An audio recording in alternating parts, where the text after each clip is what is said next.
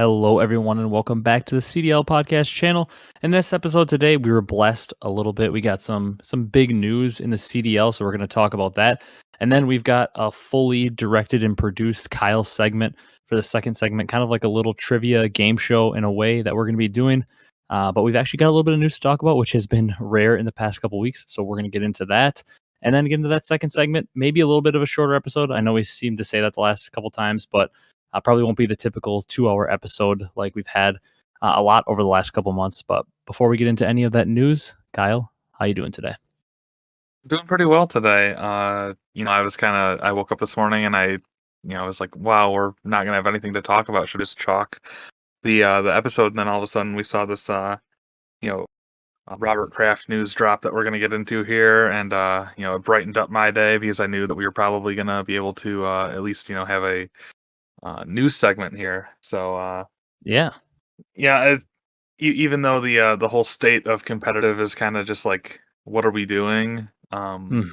Yeah. There's we'll keep plodding along here. We'll keep our heads held high, and come hell or high water, we're gonna have a Call of Duty season. So I'm excited to get into it Yeah. today. Yeah. I mean, like you said, we've actually the last couple weeks our top news segment or the top thing on our news segment has been honestly not really a headliner type of news because we haven't had much headliner caliber news, but this week we definitely have some. And it was only a few hours ago, like you said earlier in the day, we didn't know what we were going to talk about on the podcast in terms of news, besides like our little second segment. And then this bombshell dropped that apparently Robert Kraft, and I believe it's like his Kraft Sports Group, they're apparently reportedly not confirmed going to be the 12th spot. They're buying the 12th spot, most likely a Boston team, as Robert Kraft's group owns the Boston Uprising in the Overwatch League. So I would assume it's most likely going to be some team based in Boston, which could be pretty interesting. It's also, in my opinion, pretty good, hopefully, because obviously a Robert Kraft owned group, I'm sure, has Cronky like money and it will probably be one of the richest teams in the CDL, which having all that money can't hurt for hopefully content and to be able to field a good team and pay the players well like they deserve. So yeah, Robert Kraft and his ownership group reportedly buying into the CDL for the 12th spot. Yeah, that's exciting, especially for American sports fans who, obviously Robert Kraft, owner of the New England Patriots, Tom Brady, longtime quarterback there, just Yeah. a lot of personality around him, and obviously the New England Patriots have continued to be a really good team in the NFL, and Hmm.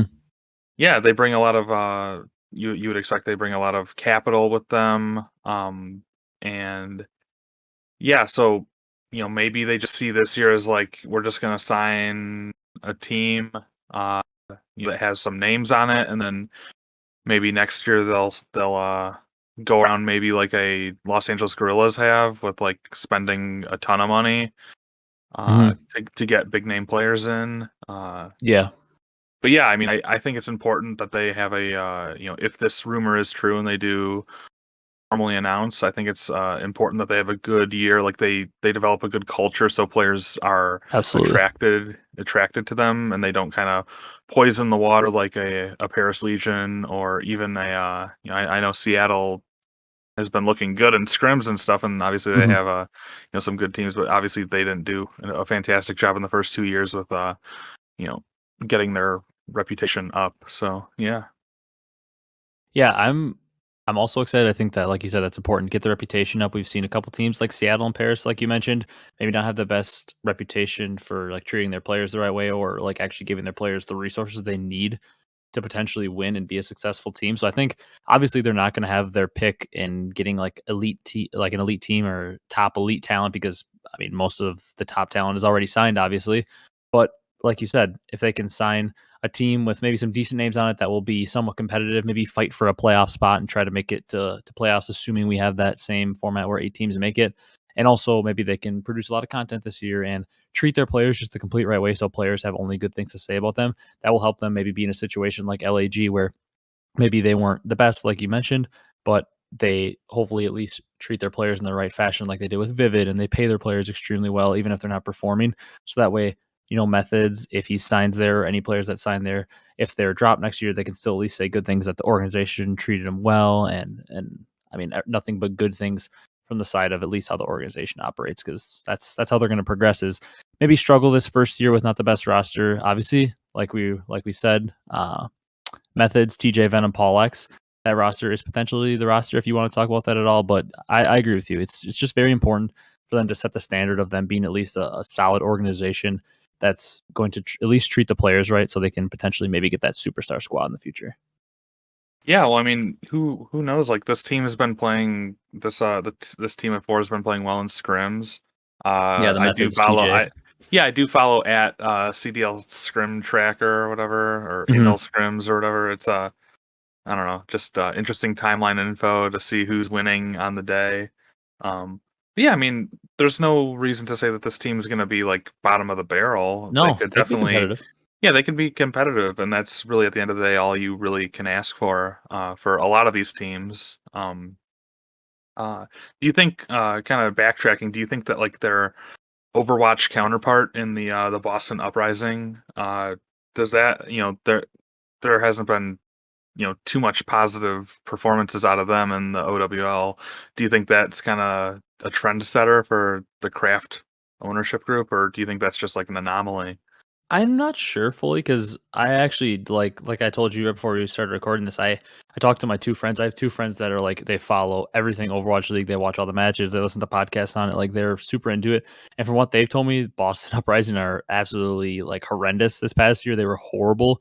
And I guess I don't know enough about it to like. Was it a situation where they just weren't investing in the players and they just weren't really caring?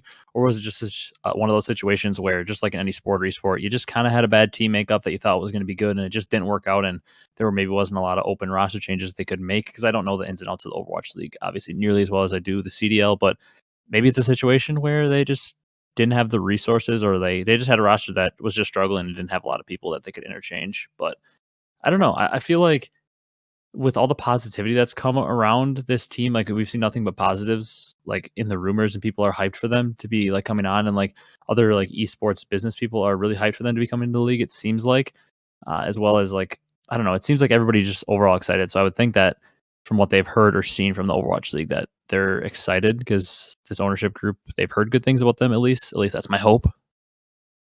Yeah, I would just hope that they kind of branch out if this does prove to be a successful venture, that they can branch out into non-Activision esports and maybe get into like Rocket League or CS or something like that.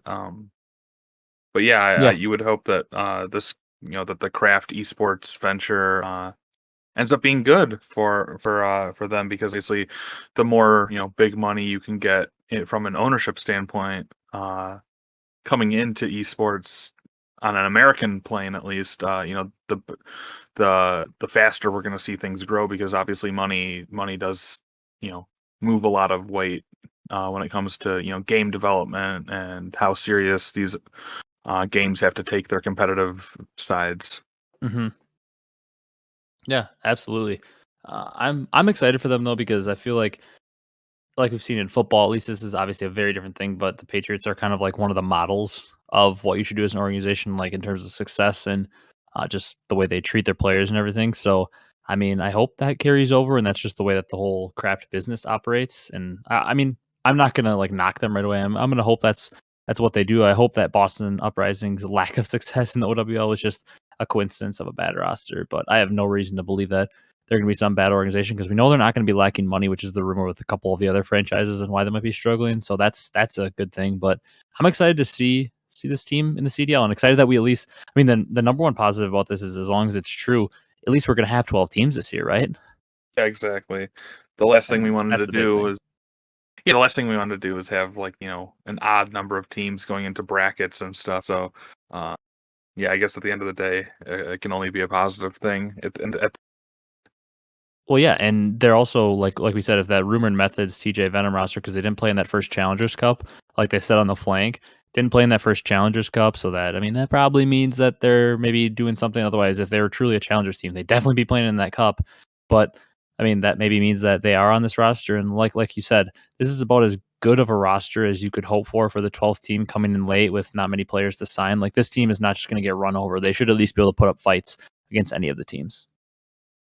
Yeah, for sure. And I mean, unless like super deep embedded in the challenger scene, and like that there's four cracked players that Yeah. nobody's talking about, obviously this is the best team you could probably come up with.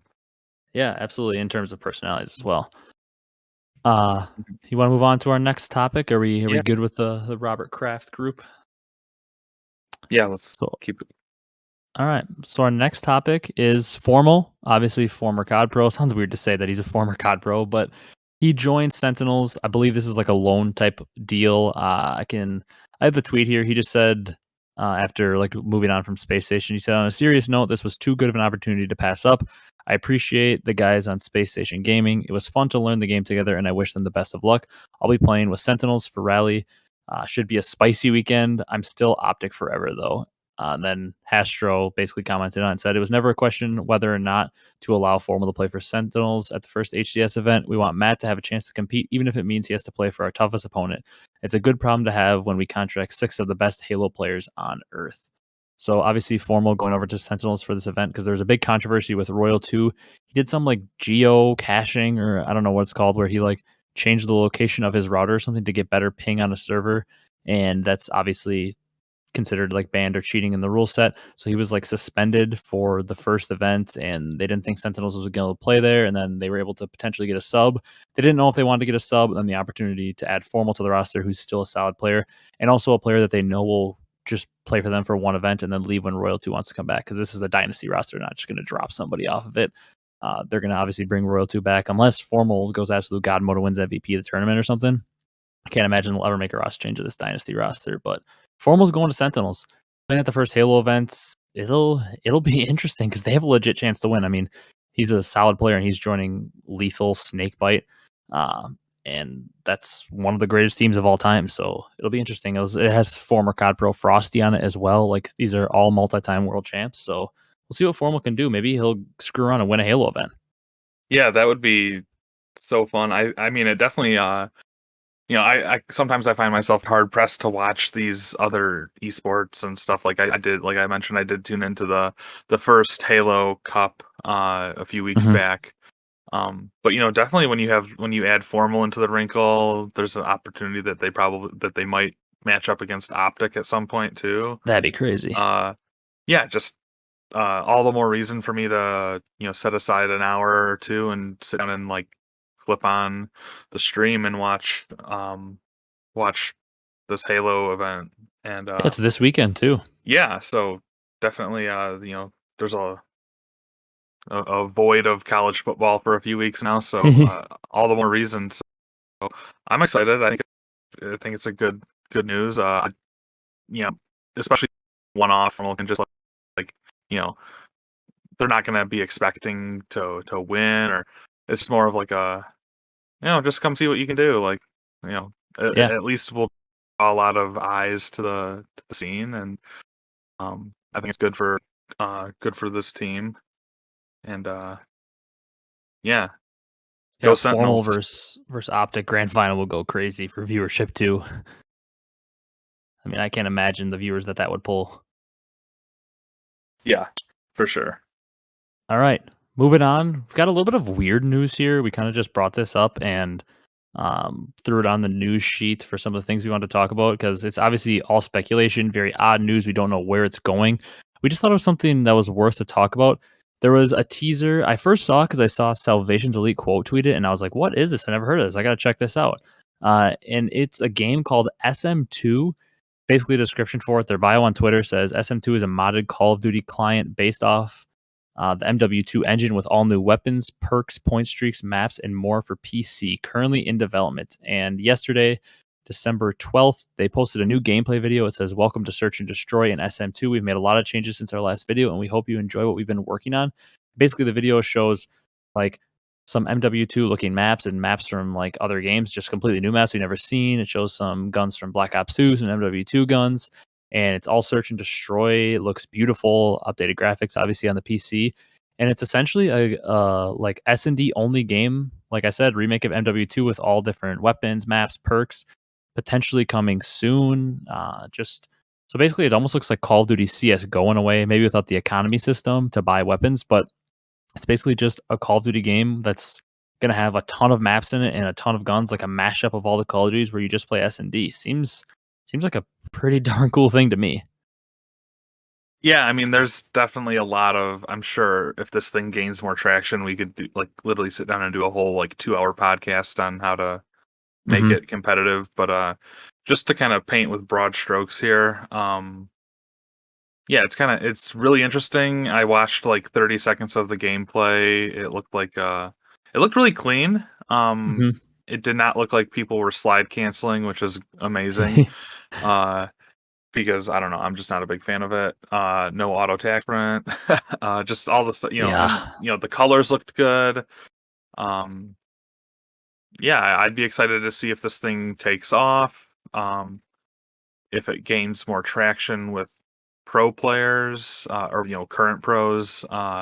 Even content creators. Yeah, yeah. I guess from an if it's only S&D, it's hard to see right now if it could ever supplant the CDL for being like or like being the like annual title release variant Mhm. that it is right now with like well, they release a new game, but then we have to see how it plays for hardpoint and S&D and for the third game mode.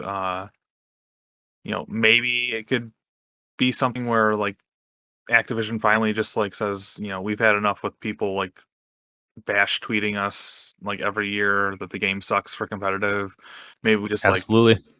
I don't know. Like I said, that would be a whole discussion for a different day. But it's something to keep your eye on because I mean personally I don't have a PC, but I would really like to play, just for the nostalgic feel of playing like Mhm. MW2 engine again, and seeing some, throwback guns and score streaks and stuff as well, or point streaks, I guess. Be really fun. So I'll be keeping my eye out, but it's probably way far off in the future. Yeah.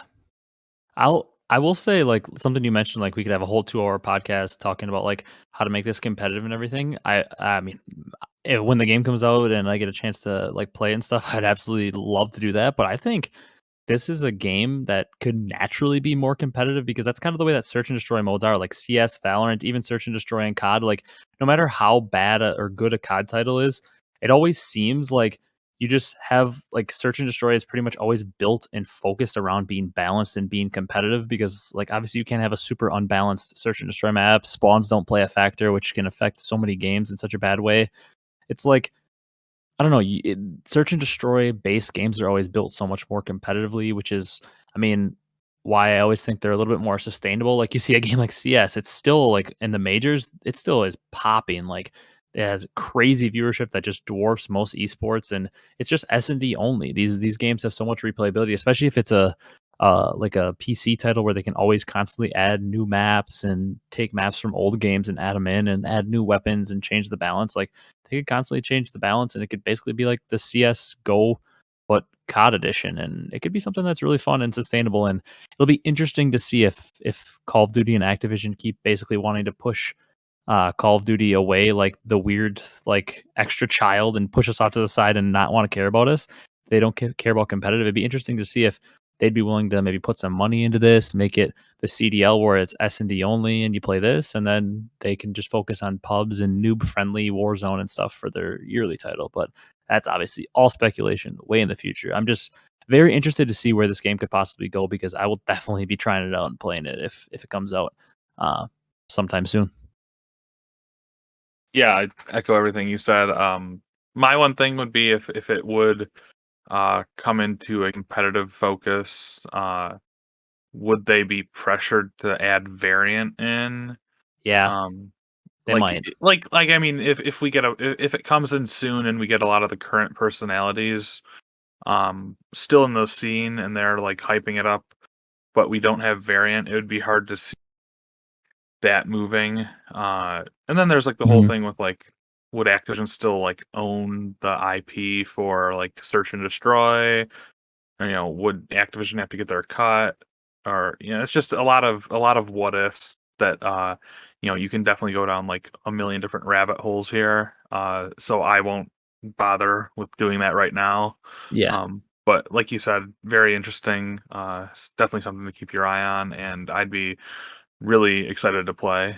Yeah, I'm absolutely so excited to play when it comes out. I didn't really see anything. I didn't do too much deep diving into it because this when I saw this tweet, this was like the first time I had seen it today.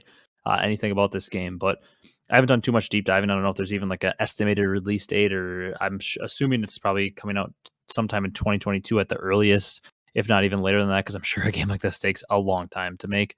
But it'll be very interesting to watch how it develops, and we'll definitely be covering any big news that we see on it because it's something as Call of Duty, especially competitive fans, that could be interesting to watch. But our last piece of news before we get into our little trivia game is, well, Vanguard.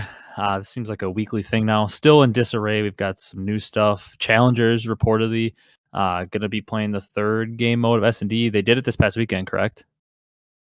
Yes, Uh, yes. yeah, and they're playing third game mode as S&D instead of Control for the foreseeable future because there's no definitive fix announced to make Control more competitive or to add another different game mode in, which would be Domination, which would be the worst thing ever, uh, because there's squad spawns in Control and it's just unplayable. So for the foreseeable future, we're going to be playing S&D as our third game mode. So 3 S&Ds and 2 hard points per series, which in my opinion isn't the worst thing, but when we were supposed to have a third game mode, it's terrible. Yeah. Uh, it's just kind of funny, like when the Call of Duty League tweeted out the announcement for the first 2 Challengers Cups, and they're like, "We will look to add control and pro points into the 2022 Challenger scene." It's like, well, you'll look to it. Like, so what does that mean? They'll send like a DM to the developer and be like, "Could you please do this?" And then no follow up. It's like you just like to see some accountability. Um, Yeah, like, and especially since this game is rapidly losing interest with I bet you a majority of people are only on Vanguard right now to level up their Warzone guns. um absolutely. and you know the life cycle of the game will probably be dead by summer when everybody's 100%. excited for the next game. And it's just like the stuff I understand and I appreciate that development takes time, but like they need to like get the stuff rolling ASAP or they're going to be out of Mhm. time, and it's going to be time for, Modern Warfare 2022.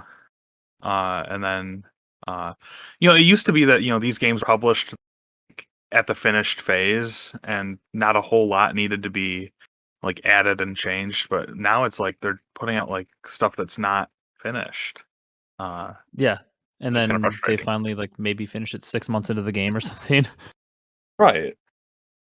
Yeah, it's a mess. I actually like don't mind a series being 3 search and destroys and 2 hard points, but that's if that was going into the year. We decided that was the thing, if that was the standard, but that's not the standard. The third game mode is the standard. We were promised the third game mode and we just don't have it ready. It's absolutely ridiculous Yeah, I mean, because control's broken.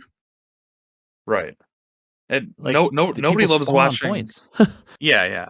Nobody loves watching S&D more than me. I think it's an incredible game mode, but like you said, the third game mode is what is the meta, what's standard for competitive Call of Duty, has been for a long, long time.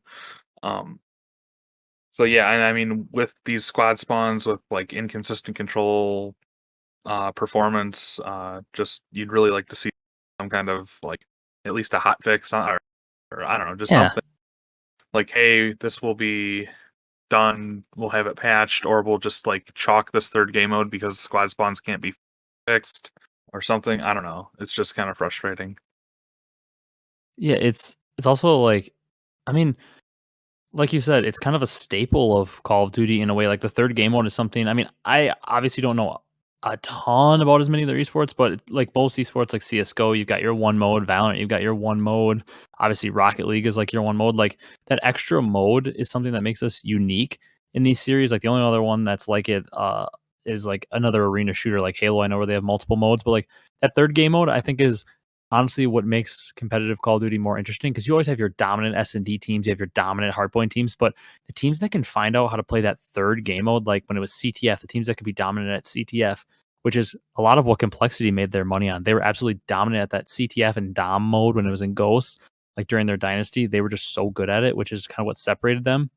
Like those teams that can figure out how to play uplink or CTF or control or domination, like that mode, it's like that's the swing mode that If a series is you're down 2-0, you can flip it on its head and get some momentum and go for the reverse sweep. If a series is 1-1, you can always, if you're so good at that game mode, you can always get up 2-1. Or if you're really good at search and destroy, you can always win that map 2 and then swing it to get a lead in map 3. Like that unique mode where it's not always like, it's like the game mode that's like a perfect combination, because typically, like in Hardpoint, if you're a heavy slaying team and you're the more talented team, you're probably going to win. At Search and Destroy, if you have the better strats and you have better team play, you're probably going to win.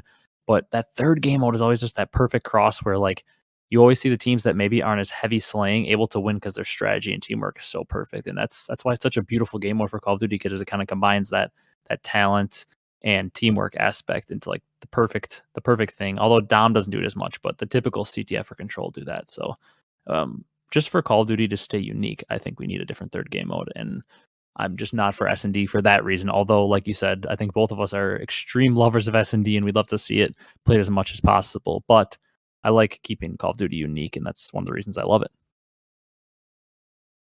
Yeah, I echo everything you said with that. And the other thing is um, like you said with the third game mode and stuff. I just think it's so pivotal. Like you alluded to that as well, where you can swing these series in your favor. You can obviously close a team out on Mhm. the third game mode if you're just dominating them. It really shows teams' proficiencies. And yeah, I felt like I was excited for Control, that maybe it would be like, come in as a polished mode or something. I don't know. It's just like, oh my I god, was we're just hitting snags at every corner here. Yeah, I was so naive to when I was talking, playing like S&D GBs with my buddies. I was saying like, man, I can't wait, because we played a couple like hardpoint GBs and it's like, this is just so chaotic. I don't even know how to control the map.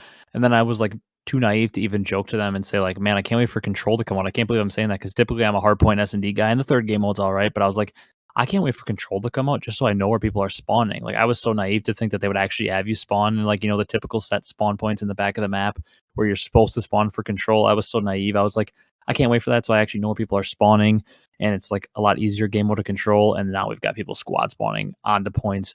If you're on offense, you squad spawn to the defense's base. Like, I mean, it is just an absolute mess. But to add on to that mess, you've got the QA team walking out at Raven with all like the recent issues we've seen in the Activision just company as a whole. And the QA team at Raven issued a walkout.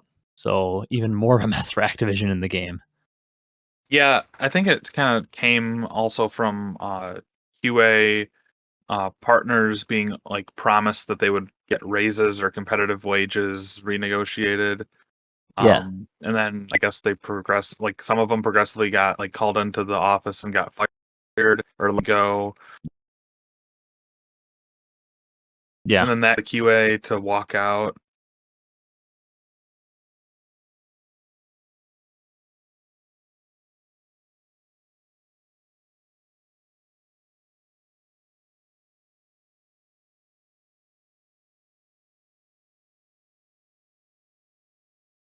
At Raven, personnel, and just kind of, and obviously anytime you have like quality assurance people Yeah. going, you can't really be too positive or favorable about what's going to happen with the actual product. And obviously, like we're talking about like other people's like livelihoods and jobs, so it's kind of hard to get Yeah. bogged down into talking about like, oh, woe is me, this video game sucks or something. But they kind of go hand in glove here. So just unfortunate to see. You wish Well, these people well. yeah, and for these people too, it's like the people that are firing them that are, like you said, are rolling in the money. It's like, how do they realize they roll in that money? These QA people are a huge reason they're able to roll in the money, because they're the people that are just absolutely putting a ton. I mean, I don't know a ton about like what the QA job all entails, but I know that I've heard, especially towards game releases, the hours are pretty insane. Like these people are working a lot of hours, and sometimes it can be pretty boring work. And these people are absolutely crucial to the development of a game, because they're the ones that are finding all these bugs that would have easily hit the game had it not been for them finding the bug, getting it patched before you even see that it was a bug. And that's the reason that some of these people are rolling in money, is because they fix so many of these issues that would make people not want to play the game before the public ever sees them. So, I mean, I don't know why on earth they think they don't need QA teams at some of these places. It's a little insane, because obviously fixing bugs before the public sees them is a huge part of game development. Yeah. Like, that's one of the most crucial parts in any game. But I mean, maybe that's why we're seeing so many Warzone bugs on console, because we don't have as many QA testers. That's been another issue that we have here. Is this the Warzone launch has been just riddled with bugs, especially on the console. Yeah, I'm obviously a lot of these, like, I've been admittedly watching more Warzone Twitch streams just to kind of like see how the new map is. Hmm. I think I've said that I'm pretty big into Yeah. Verdansk Warzone for a while back last summer. Obviously, there was like nothing to do with the whole state of the world, Hmm. and Warzone came in at the opportune time.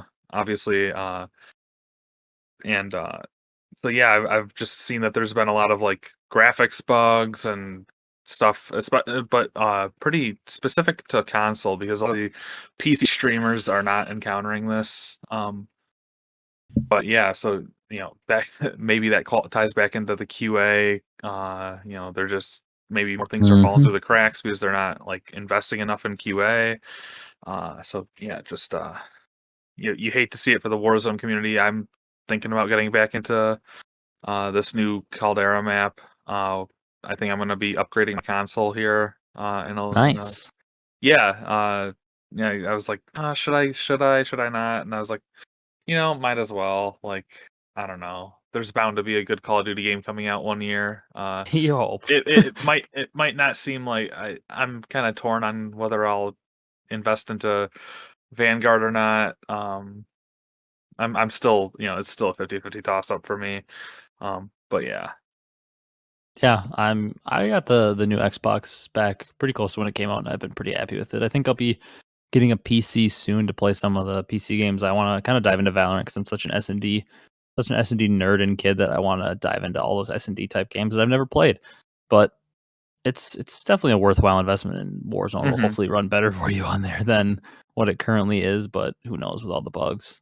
Yeah. Uh, I guess Last one thing last we have under the Vanguard disarray. Oh, you got Yeah, something else to yeah. say? No, I was gonna get into this because it was pretty funny and I ironic. Yeah, I was gonna say I don't want to spend too much time on this because it's gonna piss me off before this last segment, which I think is gonna be really fun and an interesting one to do. But oh man, Call of Duty League tweets eyes emoji in response to Miles' Magic 8 Ball for the third game mode being domination. I was just when I heard this, saw this, I was like, please no. I mean, I know we all hate domination, but my God, I hate it more than anyone, I think. And I don't want to watch it. I don't want to play it. It's going to ruin the game for me if it's played. It is so boring. Yeah, because this kind of for me, it kind of went like first thing for those who aren't like familiar with like what the eyes emoji. It usually means like just wait, like we're coming out with some news or Yeah. something like uh I don't know. So and Miles also had like he had like tweeted another one that said like it was going to be Patrol and he didn't get a response from Call of Duty League.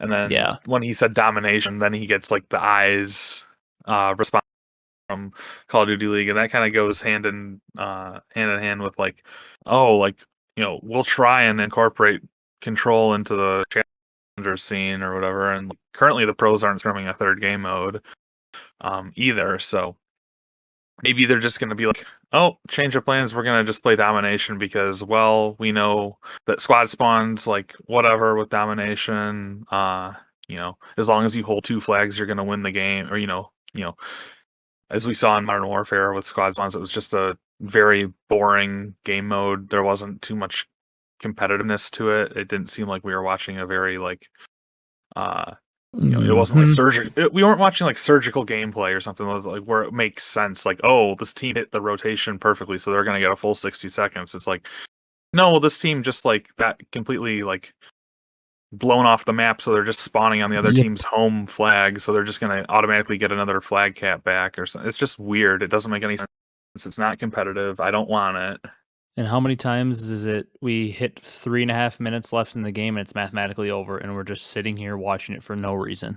Yeah, That is the remember? worst thing ever when a game is mathematically over and you just have to sit there and watch it. Like hard points, sometimes it's like 230 to 100, it's a blowout. But all of a sudden, we've seen it before. Like a team can randomly go on a full 60 hill, and all of a sudden, whoa, they make it a little competitive. It gets a little exciting. Domination. It could be mathematically over with 4 minutes left, and you're just sitting there in agonizing pain, just watching people get meaningless kills. Yeah. Yeah. Well, remember Clay's Love Shack on Hackney Yard when he just Yeah, spray painted the garage with like all the hearts and stuff? It was just yeah, the game was over and they're just like trolling. It was boring. The only thing that made it funny was Clay just like completely like going full troll mode with the heart spray paints and stuff, but just dumb. I don't know. I'm praying that this won't be the third game mode. Uh, but it's yeah. Anything to yeah. avoid it, I I would don't do. know. Yeah, but we can move on to our second segment because that's all we got for news. If you're ready to Yeah. do so, but I'll let you lead the charge on it because this is your segment. You authored it, and I'm just along for the ride here.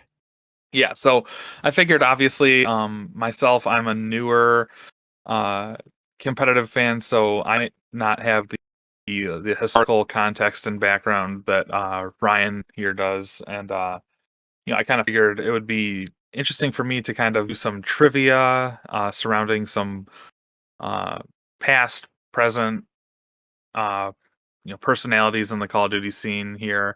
I actually got this idea from one of our local sports talk shows where they do. It's called a "Who Am I" segment. Hmm.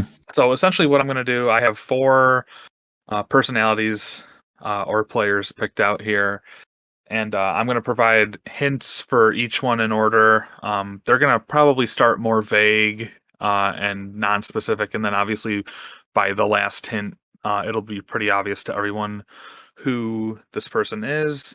Um, Okay. so the goal here, make your prediction on who it is as soon as you can. So like if after two hints you think you know who it is, you can lock in your answer, and Okay. then I'll continue reading the hints in order, and then obviously that'll reveal who this personality is. And for those who are listening along, you can also partake in this too. Just in the comments, let us know if you got the answer right and what question or what number hint you got the answer right on. Maybe you can beat Ryan here in one or Yeah.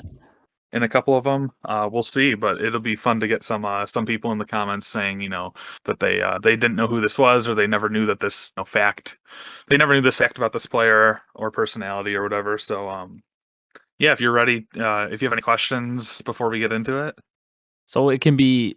Is it all like former COD pros, or could it be It content can be creators, it can or be like anybody anybody. involved in COD? It's pretty much it is from a competitive slant, so that I'm not Okay. gonna be bringing out like uh any of the content creators really.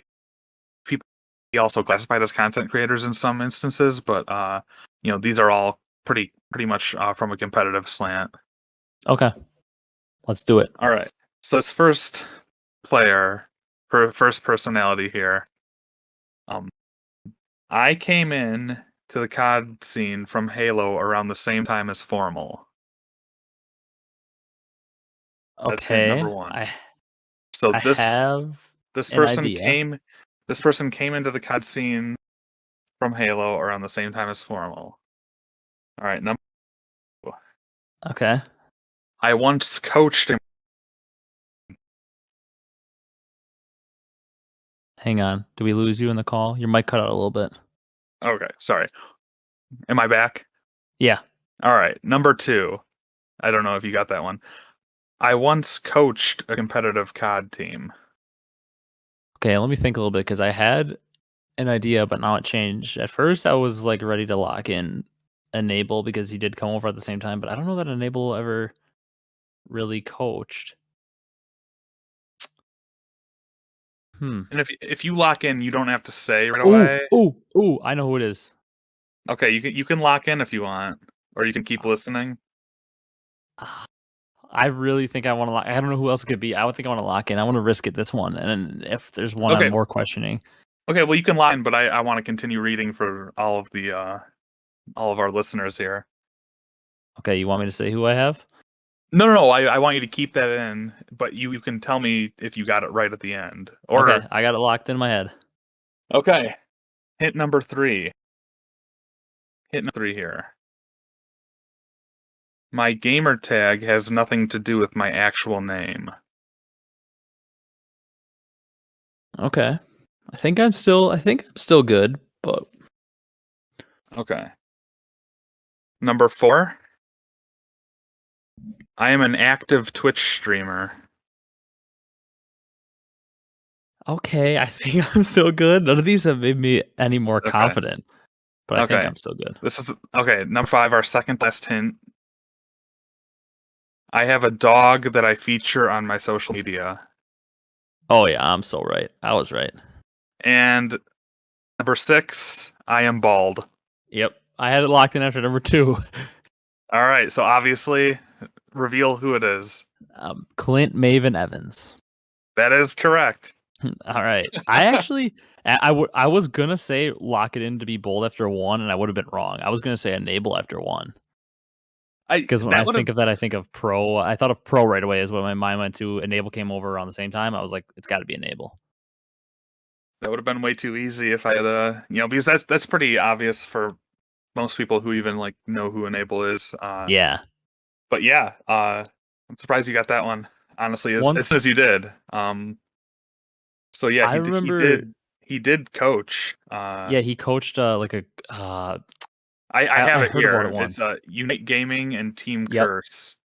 Yeah, that I was gonna say curse. That was what I was gonna say. I just remember him. The reason I remember him is because I'm like early in his career. I remember people always like making the joke that he was obsessed with FormaL, and he was like, "Well, I'm not gonna lie, I do really like FormaL because, like we came over from Halo at the same time," is what he always said, and like I basically was like following over. We came over together and we talked about it all the time. So I remember that. And then when you said he coached, was like right when I knew it because I was like, well, it can't be Enable if he coached. And then I was like, oh my God, well, Maven came over at the same time. And I remember him coaching because people like, it was like a joke that he did nothing when he coached. Like I heard that on a podcast. I think like the eavesdrop when he was on there. So I actually did have that one after 2. I All almost right. didn't have it after 2, but it just, the Maven coaching thing came into the back of my mind randomly. Nice. All right, ready for the next one? I'm ready. All right. Hint number 1. I was once a member of OpTic. Oh boy. All right. We have way too many people to narrow it down after 1 for that one. All right. Number 2. I have won a ring. Okay.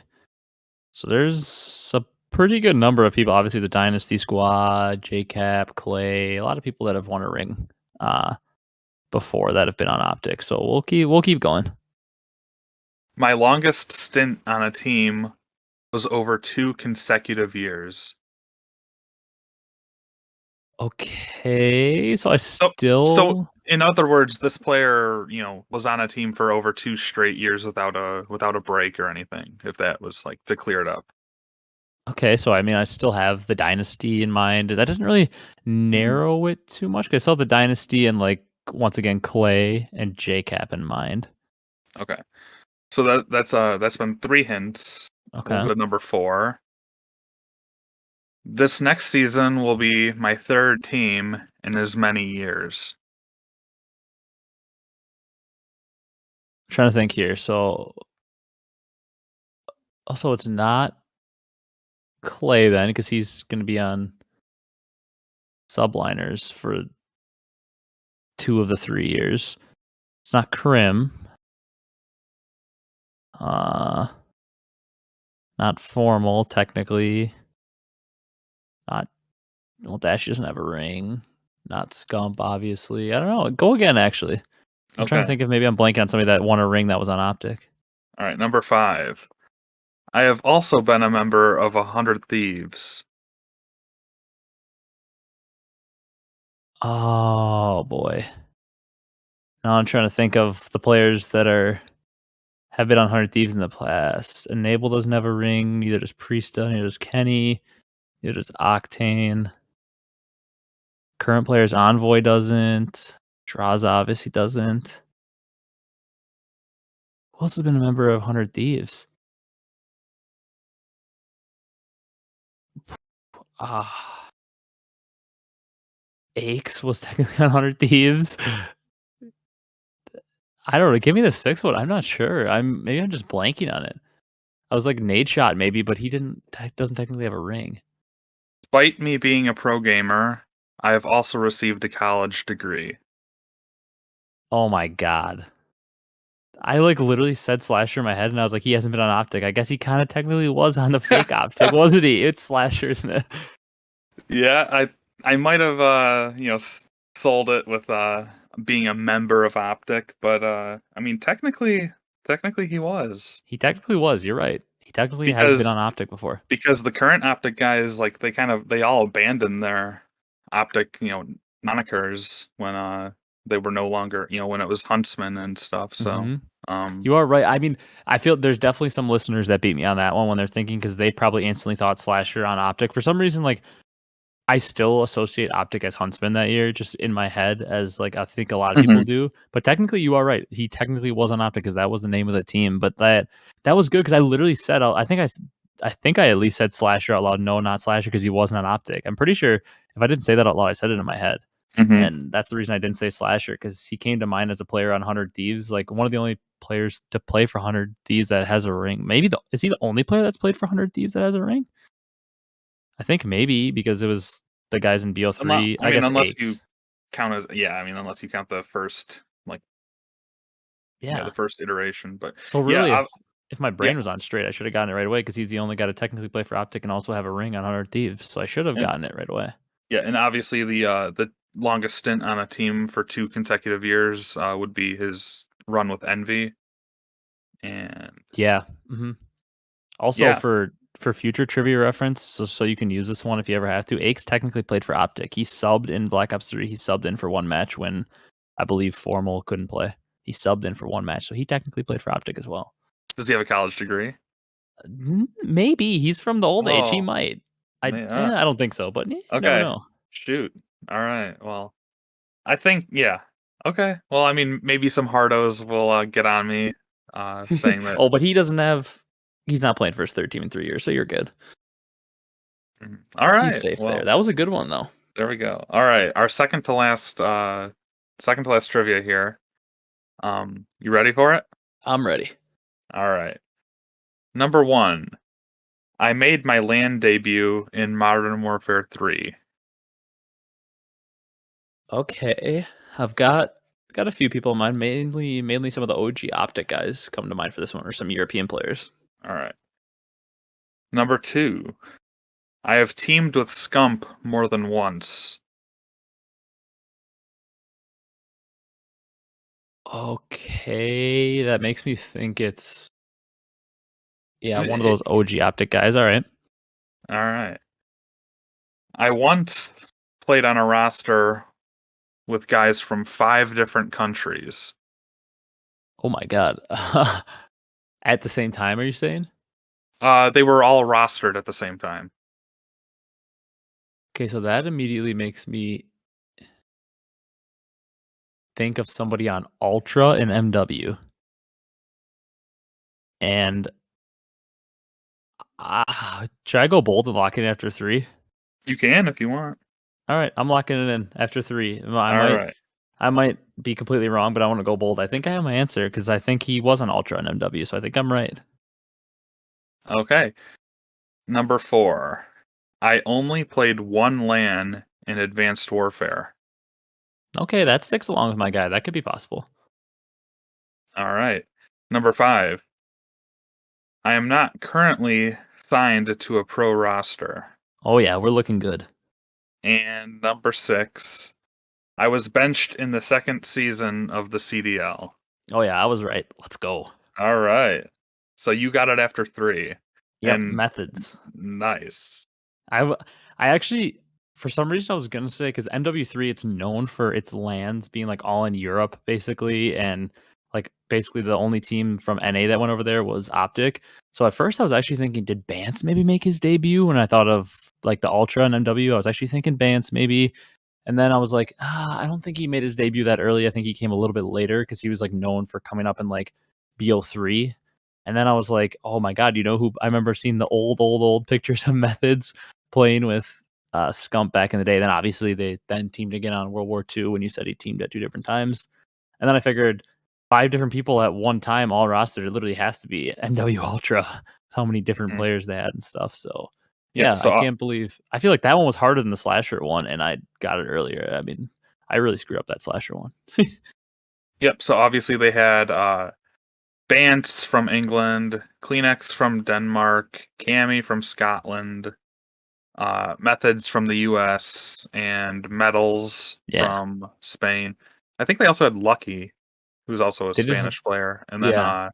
Mayhem, and he's a Canadian. So Oh, yeah, okay, they were well a multinational team there, and obviously, they had like 10 players in Modern Warfare. So yeah, I remember that team, like, they threw them together, and it was, like, the most random team from all different countries that had no history of playing together besides, like, Lucky and Metals. It was such a weird thrown I mean, Looney and, I think Looney's technically from Italy, I think, or something like that, like, it, I yeah, I thought mean, you know how they say uh, like Hook is from Saudi Arabia. It might be one of those things or whatever, like. yeah, like, So that's, who like, technically where the family's from or something. Right, or that's like, I don't know. Because I thought I saw on, like, Um, Looney's jersey, he's the Italian flag, but maybe I'm wrong. hmm, But that was a good one. maybe 6. Yeah. All Yeah. right, last one. You ready? Yep. All right. Number 1. My first LAN was CWL Dallas. CWL Dallas. So I'm thinking that means World War II or AW or not AW, IW. My first thought. Okay. All right.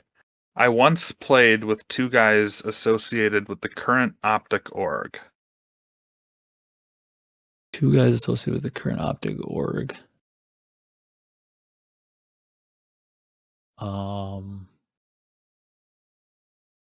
I think it that means Dashy and Scump, and I think I know who it is, but I want to hear one more. Okay. I used to be an S&D kid. I got it. I think I was right after 2. I should have locked it in. Okay, I you th- want to I lock in at 3? I think so. All right. Number 4. I am of an alliterative duo. Wait, what was that? You cut out in the middle a little bit. I said, okay, sorry. I am one half of an alliterative duo. Okay, I think I'm still right.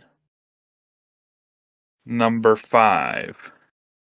I am a multiple world champion. I am wrong. And number 6. I am the reigning champs MVP. Okay, yeah, I was definitely wrong. Who did you have? Right away after the second one I thought it was, then you said I currently play with 2 players on the roster, on the current OpTic roster. I thought it was TJ Haley. I said the current OpTic org. That was a very I would just went my mind went to the competitive roster. I guess so back in World War II, you got that right with CWL Dallas. That was the first LAN. Once played with General and Sender.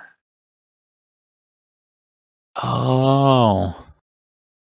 That's who Abezy obviously is the reigning champs MVP. Abezy once played with General and Sender. And obviously Okay. those are 2 guys associated with the current OpTic org. Mhm. I can see how you went wrong with, maybe you jumped the gun to think, oh, the current team. I wanted to go bold, and technically up to the point that you had said everything for TJ was right. Oh no, I'm an idiot. TJ played LAN at AW, but when he was like 14. What's TJ's alliterative duo? To be honest, I don't know that. I locked it in before that. Okay. But I thought Yeah. it could maybe be Dashy because I Hmm. don't know. But so obviously alliterative duo, the Tiny Tears, TT, Tiny Tears. Oh yeah. I don't know what I was thinking. And then multiple world champion, Black Ops 4 Cold War. Yeah. So Yeah. yeah, so I mean, anyway. after you said that one, I knew I was obviously wrong. Yeah. Man, for Anyway, so some yeah. I mean, I don't know why. I was just thinking right after you said it. I mean, you said first LAN, and for some reason, my brain just like didn't register that TJ. So I was obviously wrong after that one because TJ technically in the pajama pants made it to the grand finals when he was known as Toast in AW. So I guess that was wrong. But then when you said he made or he had like teamed with two of the current OpTic members, my mind instantly went to OpTic competitive roster, Dashy and Scump, so that fits. And then I was thinking also when you said that he made his debut at CWL Dallas, for some reason I was thinking that was potentially maybe the first event of World War II, and that's kind of where he that's the first game where he turned 18. So he made a CWL debut at on Rise Nation, like in the first event. So that's why I was thinking I was right. And then I realized, like right after you said the question, that that obviously he actually made his LAN debut in AW, and I just wasn't thinking of that. So that's kind of unfortunate. But so we got one wrong. So I definitely got beat on that one. If I would have waited though, I would have obviously gotten it eventually. But I jumped the gun way too early. Yeah. So anyway, that's all. Those are all the guys that I researched. Got a little trivia. It was kind of more difficult than you would think to. These guys don't have like total autobiographies written about them. Oh And yeah. I didn't want to go like way too in detail. With, like I won the the Fort Worth Open or whatever, and like or I dropped 45 kills on a CTF on Ardennes Forest or something like just a really I didn't want to get too bogged down in like the performances. But yeah, so just something for our second segment. Until we get back into like these power rankings and everything like that, we're kind of spinning our wheels of trying to figure up ideas for our second segment. I hope you all beat Ryan on at least one of them. You know, but yeah, so yeah, anything else you want to cover here? Yeah, that was a fun little segment. The other thing with your alliterative duo, I was actually thinking I didn't know how in depth you were gonna go. I didn't even think Tiny Tears. I thought you were gonna maybe say Bruce and Bob because everybody always calls TJ Fat Bob. So I was thinking Bruce and Bob maybe or something like that. But Jesus. I didn't know where you were gonna go with it. But I mean, we can move on to our down bad sports segment of the week if you've got one to talk about. Yeah. We kind of jumped the hill of the Lions. I mean, maybe you're still down bad about the Lions, but No, they finally got their I'm first win. well, I guess I'll go first again. I'm done with the Lions. I'm more down bad about my fantasy football team. One of my fantasy football teams. Not to get into all this like detail. But we had an auction draft, obviously, where you get a certain amount of fake money to spend on any player that you want, any players that you want. So that as opposed to like a snake draft, it allows you to draft.